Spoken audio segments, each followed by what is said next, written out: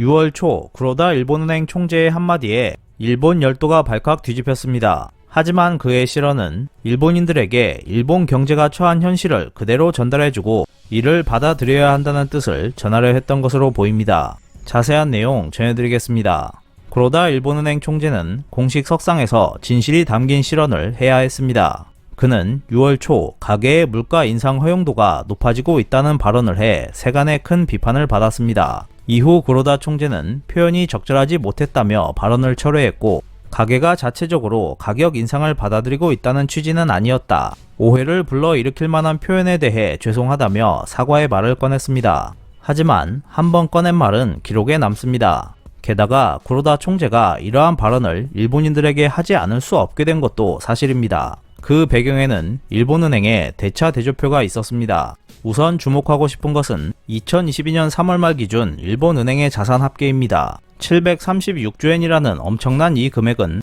현재 일본 GDP 약 540조엔에 1.36배가량 됩니다. 이 액수가 많은 것인지 감이 안 올 수도 있습니다. 미 중앙은행 FRB의 자산 총액은 현재 약 9조 달러이고 미국 GDP는 2022년 기준 약 25조 달러로 추산되고 있습니다. 이를 보면 미 중앙은행은 명목 GDP의 0.36배가량의 자산만 보유하고 있음을 알 수 있습니다. 즉, 경제 규모로 보았을 경우 일본은행은 엄청나게 큰 자산을 안고 있다고 할 수 있습니다. 그 중에서도 눈길을 끄는 것은 국채입니다. 3월 말 기준 526조엔입니다. 그중 511조엔이 장기 국채입니다. 2013년 4월에 시작된 아베노믹스의 2차원 완화에 의해 일본은행은 주로 민간 금융기관이 보유한 국채를 매입함으로써 자금을 대량 공급했습니다. 구체적으로는 국채를 매입하고 대신 돈을 일본은행 당좌 예금이라는 금융기관들의 일본은행 계좌에 입금함으로써 자금 공급을 늘렸습니다. 아베노믹스 초기에 135조엔 정도였던 자금 공급량은 최근 660조엔 정도까지 부풀어 올랐습니다.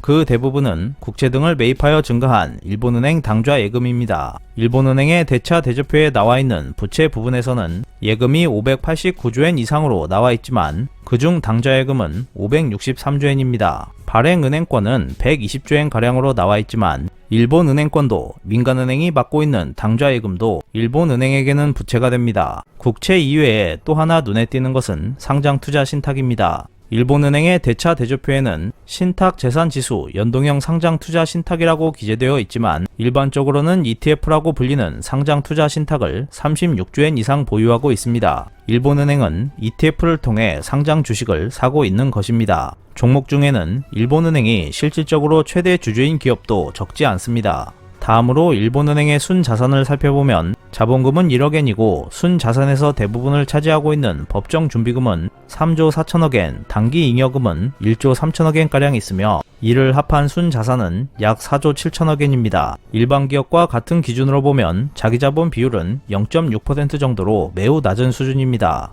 일본은행이 자금 조달에 어려움을 겪고 있는 것이 아니기 때문에 현재는 크게 문제될 것이 없습니다. 하지만 아베노믹스로 자산이 급격히 확대된 것이 일본은행의 자기자본 비율을 크게 떨어뜨리고 있는 것도 사실입니다. 가장 큰 문제는 일본은행이 국채를 대량으로 보유하고 있다는 점입니다. 앞서 언급했듯 3월 말 기준 일본은행이 보유한 국채는 526조엔입니다. 국채를 대량으로 보유하고 있는 것이 무슨 문제냐고 생각할 수도 있겠지만 국채는 가격 변동이 발생하기 때문에 문제입니다. 당연히 가격이 오르면 좋지만 가격이 하락했을 때에는 경우에 따라 일본은행이 채무 초과 상태에 빠질 수 있습니다. 그리고 현재 일본은행은 10년 국채 이율의 상한선을 0.25%로 정하고 있습니다. 한국과 미국, 영국, 호주 등은 세계적인 인플레이션에 대응하기 위해 정책 금리를 올리고 있고 유럽 중앙은행도 조만간 금리 인상을 진행할 것으로 알려졌습니다. 이 때문에 일본에서도 금리 인상 압력이 강해지고 있지만 일본은행은 금리 상한선 0.25%를 사수하기 위해 그 금리로 무제한 국채를 매입하겠다고 밝혔습니다. 일본은행은 이러한 추세를 절대 바꿀 수 없을 것입니다. 그렇다면 여기서 일본은행은 왜 세계 추세를 벗어나 0.25% 금리를 고집하는지 궁금해질 것입니다. 일본 경기가 약해서 완화를 지속할 수도 있겠지만 가장 큰 이유는 금리 상승에 따른 보유 국채의 손실 증가를 두려워하고 있기 때문일 것입니다. 무슨 말이냐 하면 예를 들어 액면가 만원, 금리가 1%인 1년물 국채가 있다고 가정해 보겠습니다. 1년이 지나면 원금 만원이 상환되고 추가로 100원의 금리가 붙습니다. 이 국채가 발행된 다음날 어떠한 이유로 시중 금리가 2%로 올랐다고 가정하면 어제 발행된 원금 만원, 금리 1% 국채를 그대로 사는 사람은 사라질 것입니다. 다른 것을 사면 2%의 금리를 얻을 수 있기 때문입니다. 그렇게 되면 어제 발행된 원금 만원짜리 국채는 가격이 자동으로 약 9,900원까지 하락합니다. 상환 시에 만원으로 상환되기 때문에 구입액이 9,900원이라면 거의 2%의 이율을 얻을 수 있을 것입니다. 즉, 금리가 오르면 그 시점에서 시장 금리에 맞게 가격 하락이 자동으로 이루어집니다. 일본은행이 보유한 국채 대부분은 장기채이기 때문에 금리가 상승하면 1년물보다 큰 가격 하락이 일어나면서 평가 손실이 커지게 됩니다. 일본은행의 순자산이 4조 7천억엔이라고 설명했지만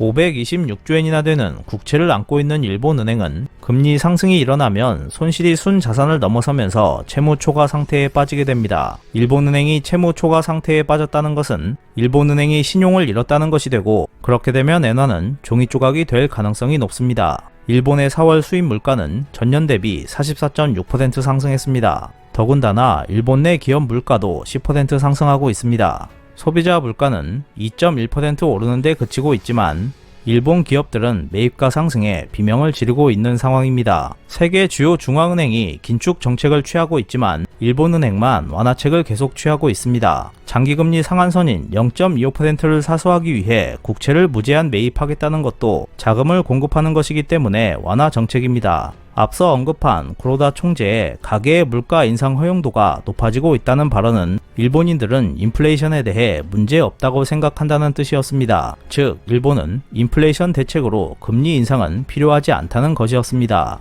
퇴임을 앞둔 구로다 총재는 일본인들에게 금리를 절대 올릴 수 없다는 것을 알리고 싶었던 모양입니다. 아베 전 총리가 야심차게 추진했던 아베노믹스는 이제서야 그 진가를 발휘하기 시작했습니다. 최근 기시다 정권도 일본 파산을 막기 위해서는 아베노믹스 노선을 밟을 수밖에 없다는 뜻을 내비쳤습니다. 앞으로 엔화 가치는 더 떨어질 것이고 일본 경기는 더욱 악화될 수 있습니다. 만약 세계 경제가 경기 불황 속에서 물가 상승이 동시에 발생하는 스태그플레이션을 겪기라도 한다면 일본 주가도 하락할 수 있습니다. 그렇게 되면 이 역시 일본은행의 파산 가능성을 높일 수 있습니다. 일본은행이 일본 주식을 대량으로 매입했기 때문에 주가가 폭락하면 평가 손실이 눈덩이처럼 커지기 때문입니다. 한국은 이러한 일본 경제의 움직임을 잘 파악하고 한국 경제에 큰 피해가 없도록 대책을 강구해 나가야 할 것으로 보입니다. 오늘 준비한 소식은 여기까지입니다. 끝까지 시청해주셔서 감사합니다. 여러분의 좋아요와 구독은 영상 제작에 큰 힘이 됩니다. 앞으로도 피커TV에 많은 관심 부탁드리겠습니다. 오늘도 즐겁고 멋진 하루 보내세요. 다음 영상에서 뵙겠습니다.